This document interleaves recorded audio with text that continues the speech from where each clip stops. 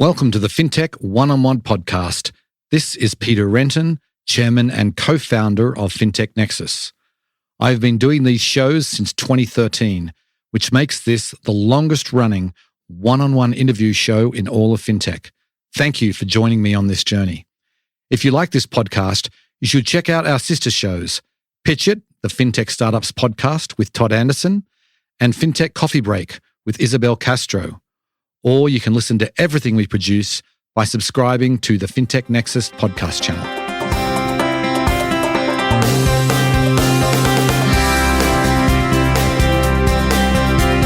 Before we get started, I want to talk about our flagship event, Fintech Nexus USA, happening in New York City on May 10th and 11th. The world of finance continues to change at a rapid pace, but we will be separating the wheat from the chaff, covering only the most important topics for you over 2 action-packed days. More than 10,000 one-on-one meetings will take place, and the biggest names in fintech will be on our keynote stage. You know you need to be there, so go ahead and register at fintechnexus.com and use the discount code PODCAST for 15% off.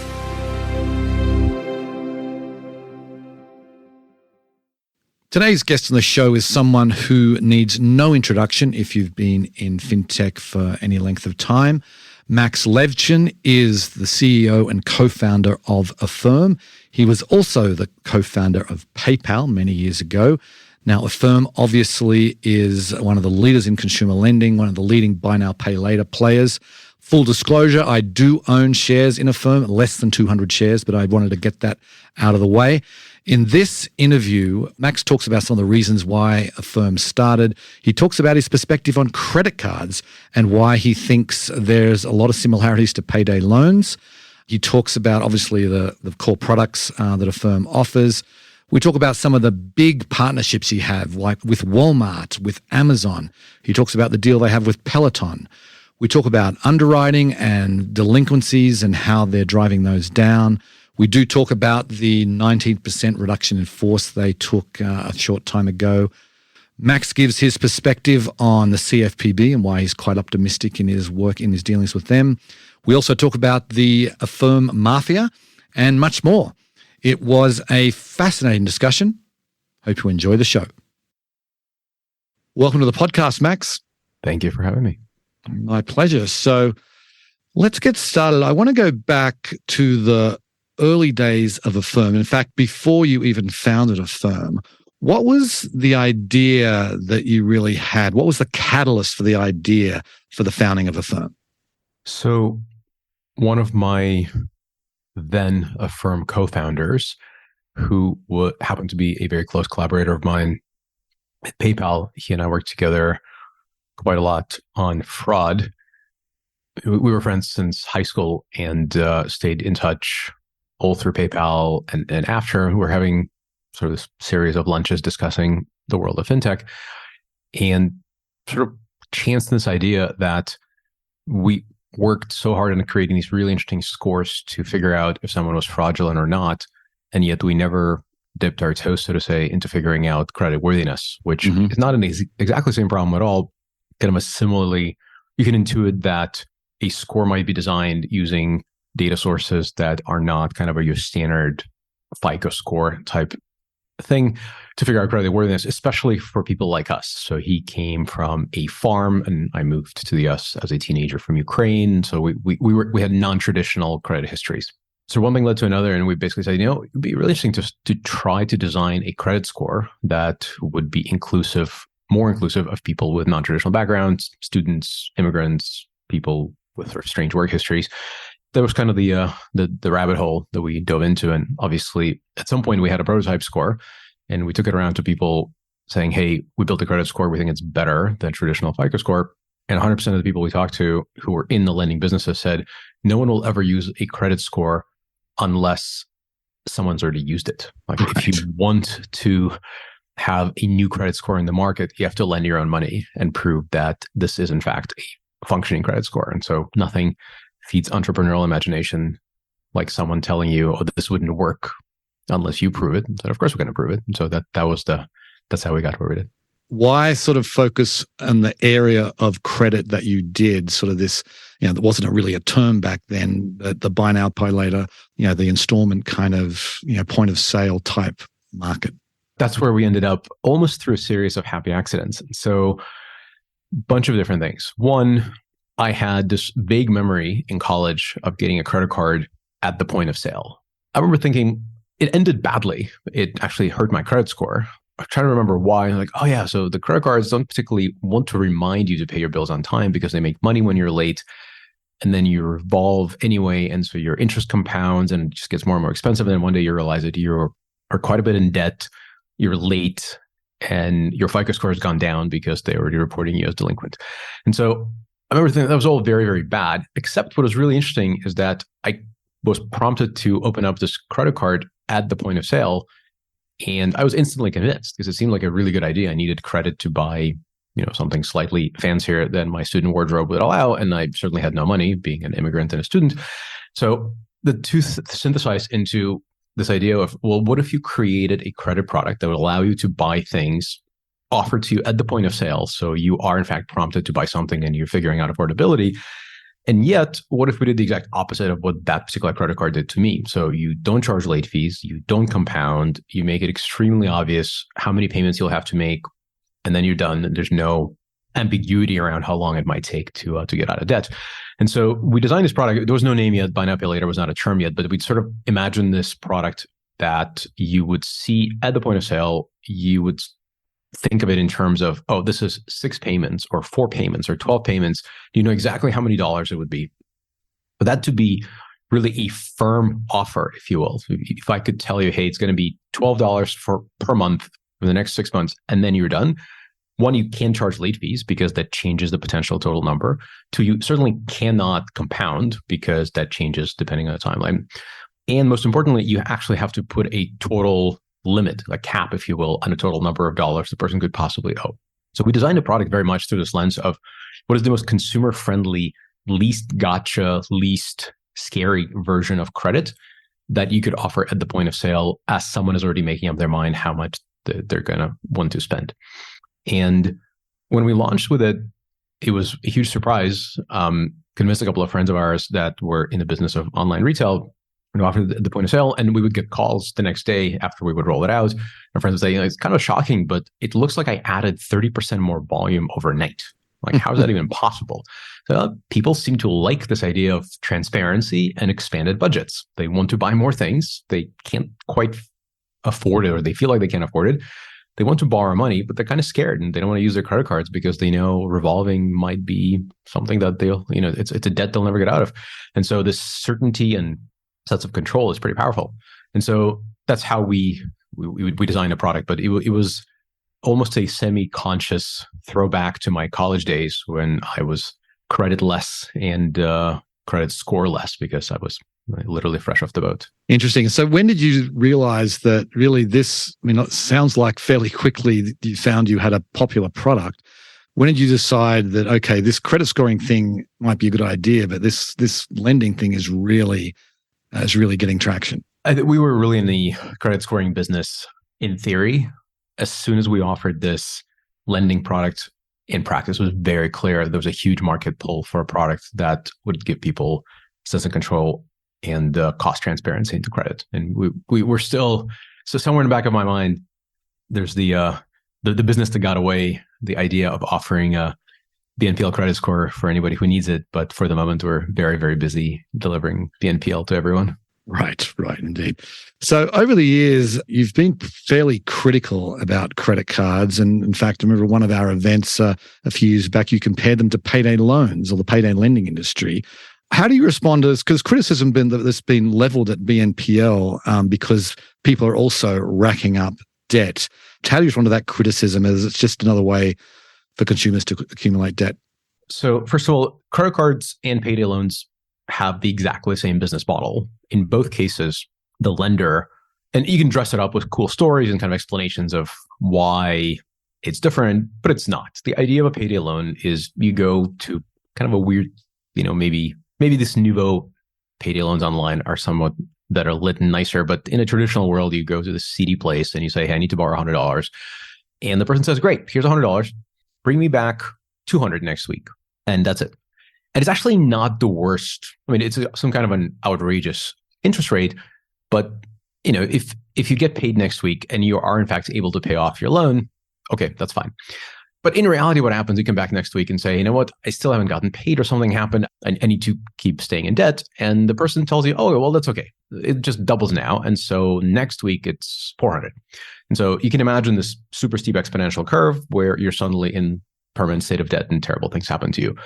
The only difference between that and the revolving and a credit card is the shape of that exponential curve is just a little bit less steep with credit cards because you're not doubling every week. You're adding like a few percent every week. But as everyone who finished high school knows, it doesn't matter really what the exponent is. Once you're past the elbow of exponent, it all looks vertical. Right. So maybe it'll take a little while longer for you to get into a terrible amount of debt. But once you're in it, even if the exponent is not that high, it is still going to get you in basically a permanent state of debt. And so I believe, and I think the math proves out, that if you are borrowing money with what's called a revolving line of credit, also known as a credit card, you are setting yourself up for a financial failure unless you are so extraordinarily disciplined and sufficiently wealthy to treat it essentially as a debit card where you pay it off at the end of the month or at the end of the billing period and you're not revolving. There's another way of not revolving, and that is you create a firm schedule where you say, look, I am going to pay this $100, $5, whatever it is, in 6 payments or 4 payments or whatever number of payments makes sense to you. And there's not a way to revolve. I'm just going to be done with it. And then if there's an extraordinary event and you lost your job or something happens, you can try to reschedule or you have some way of addressing it. But you are not allowed to continue borrowing and continue revolving into a larger total obligation. And that is what buy now, pay later is. And so buy now, pay later, and by the way, CFPB, Consumer Financial Protection Bureau, put out a really nice report several months ago, basically describing this as a better alternative to credit cards. I believe specifically because this is a way to borrow money without revolving. And so I very firmly believe that if you're going to borrow $1, you're better off borrowing it using BNPL than using a credit card, unless you have the luxury of just being able to pay it off freely whenever you like. Right. Got it. Huge percentage of US households revolve. I think something like, or it's definitely over 50%. It is a massive source of debt on the US consumer. By the way, this is not true for the entirety of the BNPL industry, but it is true of Affirm. One of the ways credit cards make money, in addition to this revolving exponential cost, is late fees. Late fees are a massive source of profit. And there's now a very concerted campaign by the Biden administration and CFPB itself to drive what they're calling junk fees down to as low a number as possible. But it is as high as a 20 to 40% of the profit of the credit card industry just comes from various kinds of fees, especially late fees. And so Affirm is a particularly honest and good for consumer exponent of this non-revolving borrowing, but pretty much any buy now pay later provider is a non-revolving lender, which is much healthier for consumers.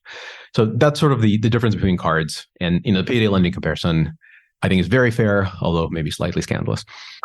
In terms of the criticism around, well, it's just another way for consumers to borrow money, it is. Consumers need to borrow money. Borrowing in its best form is an investment in your own future. Like, you know that you have earning capacity that you will get to in a form of a college degree. You borrow money for a student loan. That's what I did. And once I paid it off, I felt that the trade was exceptionally good.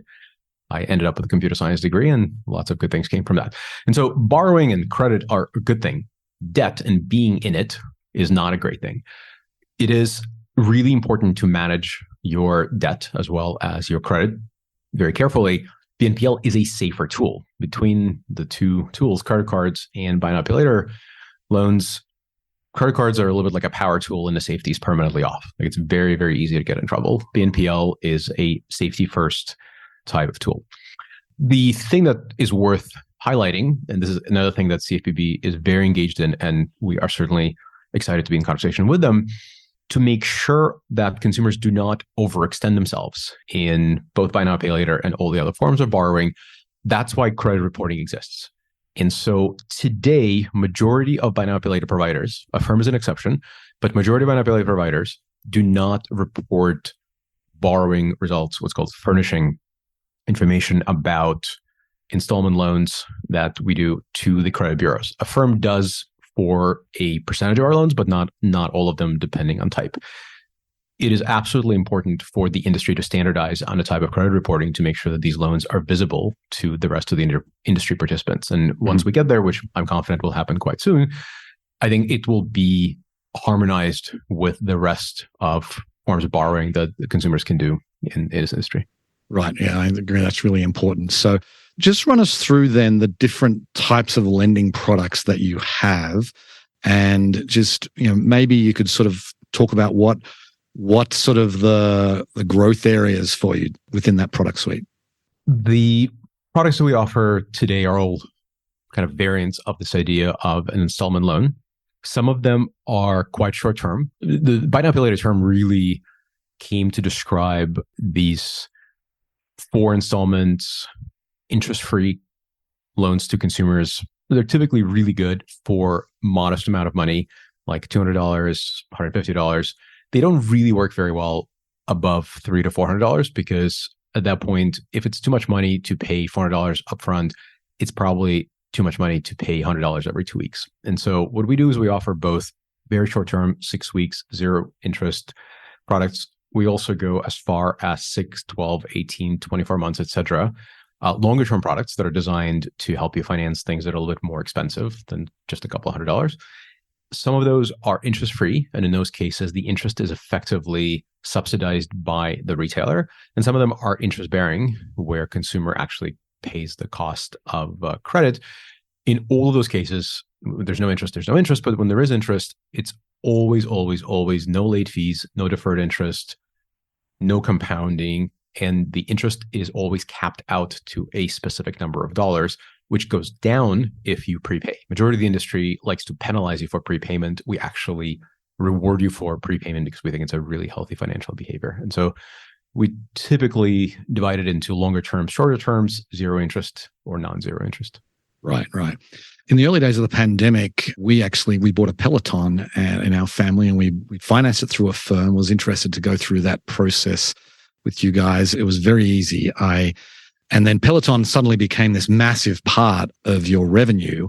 Can you explain the economics there? And obviously no one really saw the pandemic coming, and no one kind of expected I'm sure Peloton didn't expect their sales to jump so much, but how did they become such a big part of your business? When we went public, we disclosed that they were over a quarter of our business. So they were definitely they still are a great partner of ours, and a huge part of our success story. At this point, we've grown quite a lot. They are less than 2% of our business last I checked, and they're still a significant source of volume. The way that particular product works is really, really compelling. For a consumer, as you've experienced, it's a pretty unbelievable deal. You are buying something that's thousands of dollars, and it's exactly the same as cash, but you get to pay for it either, I think it's between 24 and 36 months, is something along those lines. The way that works is Peloton is what's called a vertically integrated merchant. They manufacture their own bikes, they package them, they sell them, they deliver them, etc.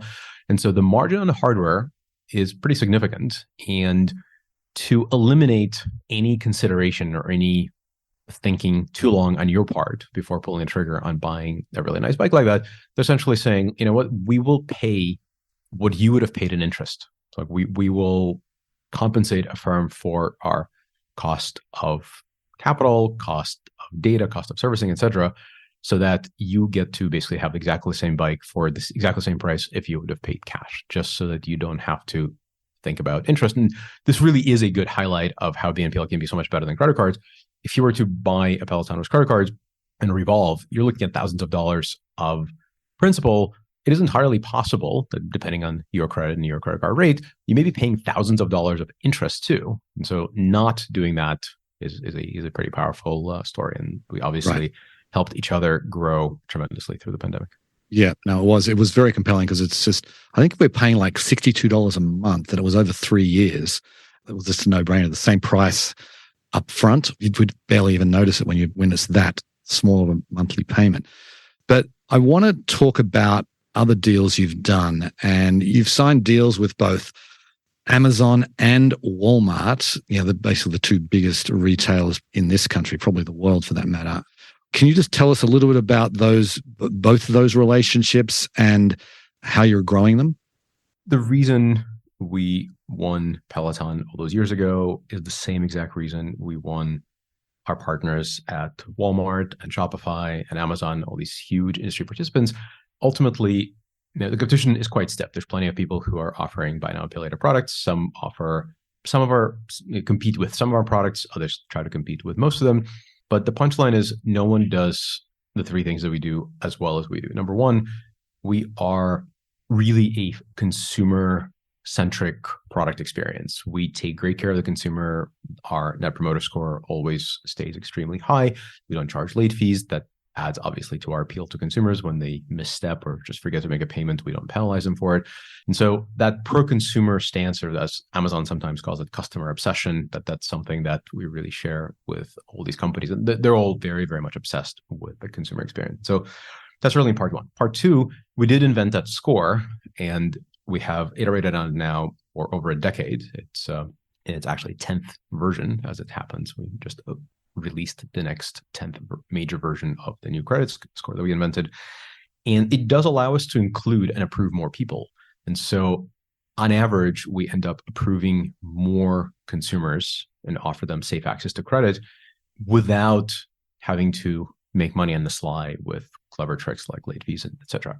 And so that is important. That keeps us in consideration set with all of our partners. And then three, we are a technology company first and foremost. If you are trying to convince somebody as huge as Walmart or Amazon or Shopify to partner with you, one of the tests you have to pass is, all right, what happens if you are servicing Black Friday PlayStation 5 sale at Walmart.com? Better be able to keep up. If you stumble, you are going to cost the world's largest retailer hundreds of millions of dollars of lost sales, and that's not okay. And so being able to deliver on the technological promise or technological requirements that come with these contracts is really, really important. And we, have had the privilege of being co-founded by 4 computer scientists. That adds up to a pretty good engineering team. Right, indeed.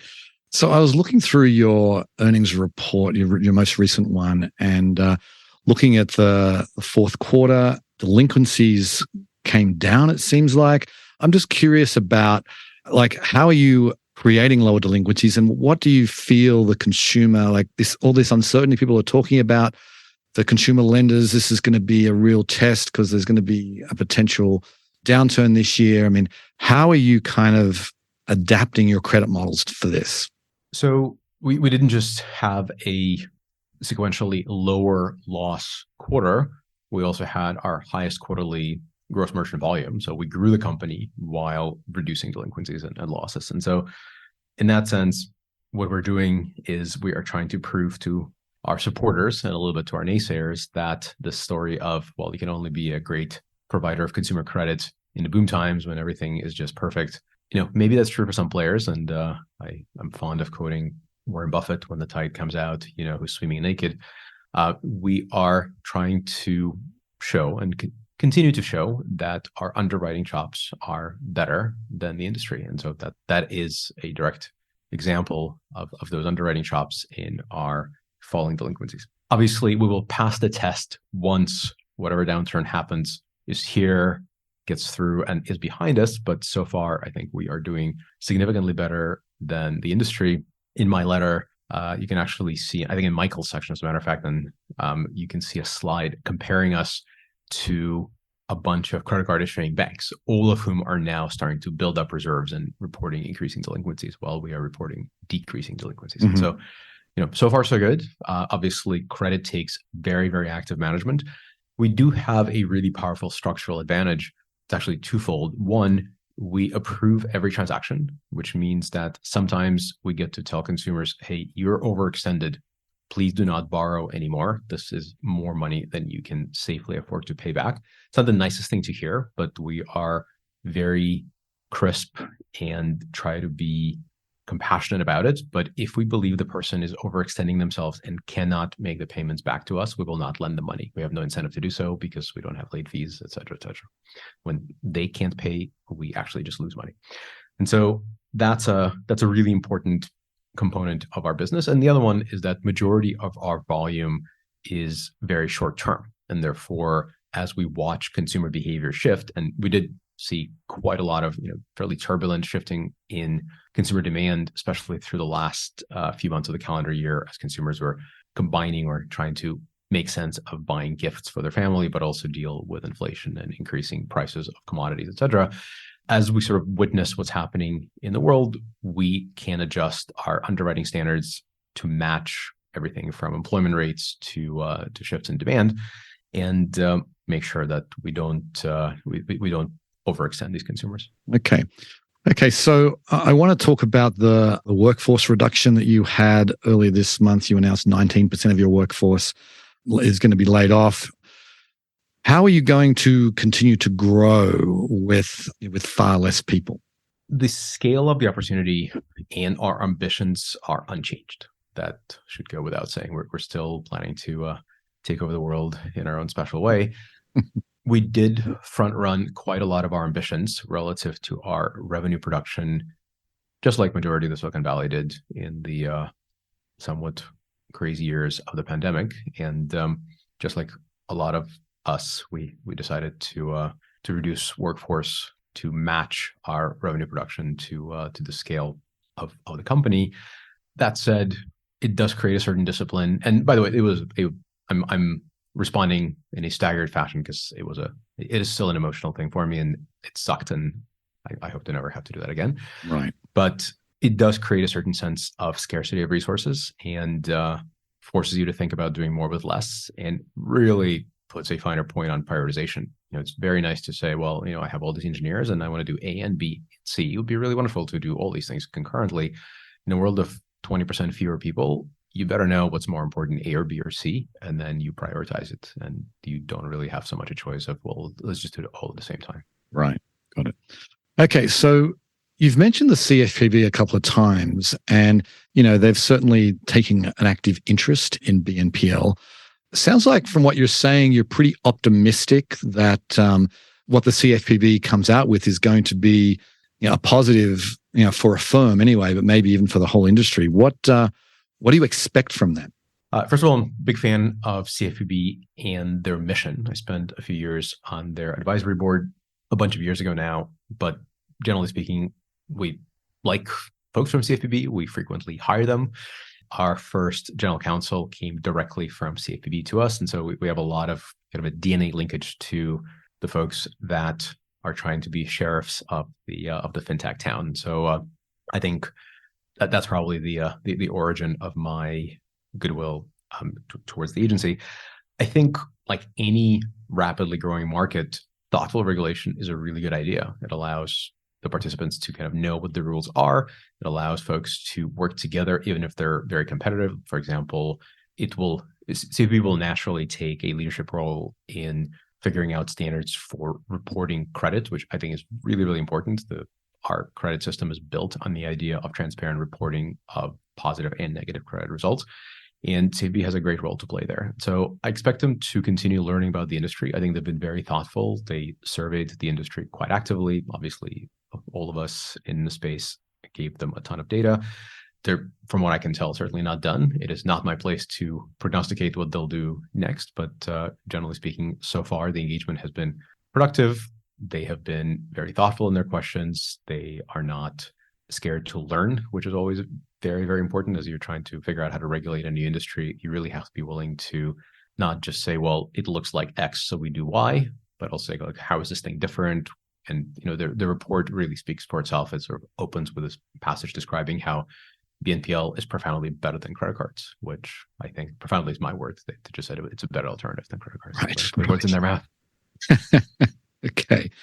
I know you don't like the term mafia, but much has been written about the PayPal mafia, of which you obviously are one. But there's becoming now an Affirm mafia. It seems like a lot of fintechs are being started by ex-Affirm employees, companies like Resolve, Peach, Centrelink. We've had all those companies on our podcast. How are you fostering entrepreneurship within Affirm? I think fostering entrepreneurship is actually a little bit of a fool's errand. Maybe a slightly controversial opinion, but I have a view that not everybody knows they're an entrepreneur, but if they're exposed to entrepreneurship, they either think, wow, that's like the crazy lifestyle. I can never put up with that level of ups and downs.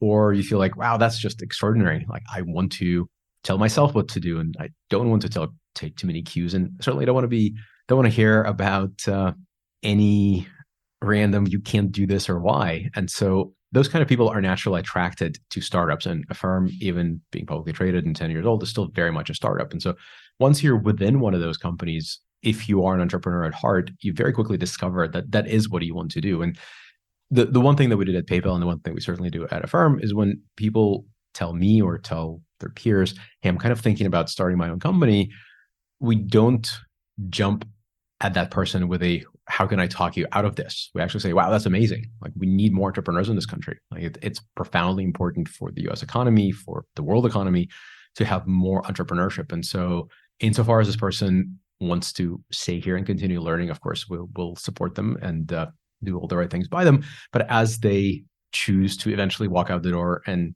hang up their own shingle and start a company, we are very supportive. We try to maintain an alumni network. Affirm sometimes, or I personally sometimes, take an investment position in these companies. And so we are very supportive of folks that say, hey, I am interested in starting my own company, especially if it's in the area of fintech. Inevitably, we end up being interested in those domains and sometimes even partner with our former teammates. Mm-hmm. Okay, so I'd love to kind of get your vision for what will consumer credit look like in 10, 20 years' time. And I imagine obviously, Affirm will be at the center of it, but I'd love to kind of get your sense of what will it be like from a user experience perspective? It's always too easy to imagine the world 20 years from now because no one's going to remember your prognoses. And so I feel like that's not enough of a challenge. I think the right challenge, and maybe this speaks for the 20 years from now, but I think 3, 4, 5 years from now, I certainly intend to be very focused on BNPL on a card. I think cards with magnetic stripes or chips or RFIDs built in, whatever the transmission mode, is still the best user interface. Even the NFC wallets within your watch, within your phone, are just pretty good approximations for pulling out a 3 by 1.5 piece of plastic that you can just tap a card reader and move on. And I think the fact that no one has cracked these really simple, transparent, close-ended installment loans on a card is just a giant opportunity. Obviously, I've spoken plenty about our attempts to do this with our product called Debit Plus, which we've certainly taken our sweet time developing because it is a completely new mode and getting it right took some time. But I'm very, very excited about that. I think we will still be using cards even 20 years from now, just because it is such a powerful user interface. And it may be, there's some crazy world where the chip can be like embedded in your nail or some part of your anatomy, but I don't think so. I think cards are actually pretty powerful. We've been carrying around dumb wallets for a very, very long time, and I don't see a very strong reason why we'll completely stop doing that.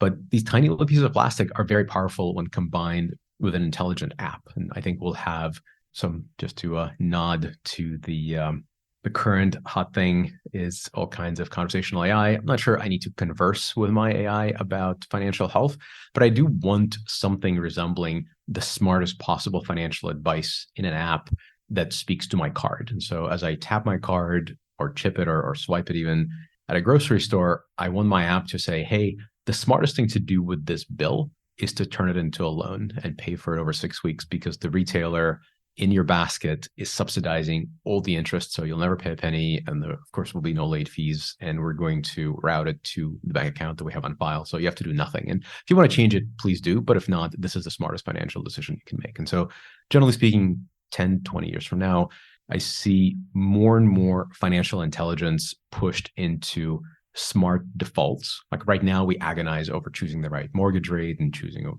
what exactly is the points you want to pick up. All these decisions are just designed to confuse and ultimately profit the lender.